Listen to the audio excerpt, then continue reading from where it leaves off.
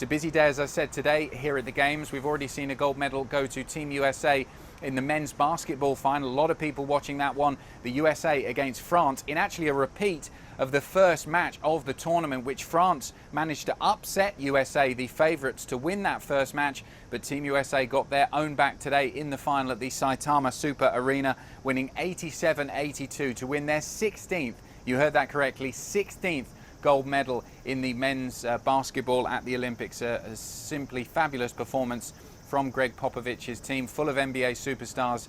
Kevin Durant leading the line for them. They were up against it against the French side. It was a close run match. Rudy Gobert and Evan Fournier, for example, the NBA stars in the French side, who put up a really good performance, but Team USA managed to win it.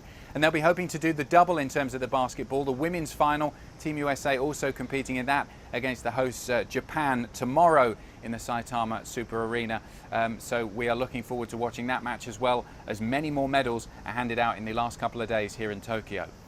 Adam, only 2 days left for the Tokyo Games, so I think it's time to talk a little bit more about the closing ceremony. Will it be a little bit different, a little bit unique this year, given the pandemic situation in Japan?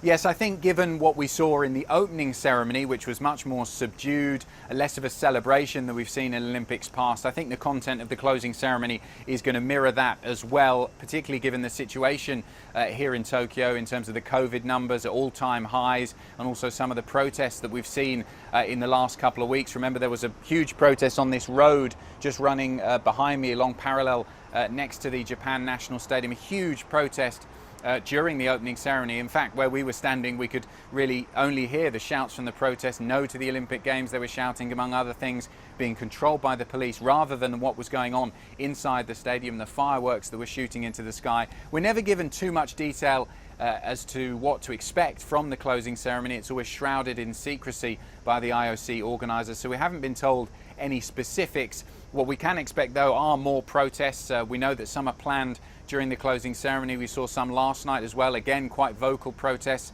The locals here overwhelmingly against the Olympics, still 70% according to local polls do not think the Olympics should have taken place. Another thing for the IOC organisers to worry about, and you might be able to tell from the dark clouds that are gathering over the stadium, is the weather, because there is another typhoon. We saw one about a week and a half ago that ended up just missing Tokyo, so the worst of the weather didn't really hit this area of Japan, but there's another one on the way, just starting to make landfall a few kilometers away from here in a different part of Japan, but it's threatening to bring some pretty bad weather to Tokyo over the next 24 to 48 hours. And IOC organisers are still starting to make contingency plans for the closing ceremony if the weather does turn out to be bad.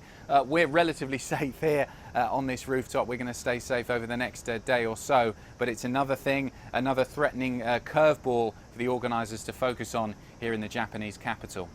Thank you very much. Adam Hunt in Tokyo.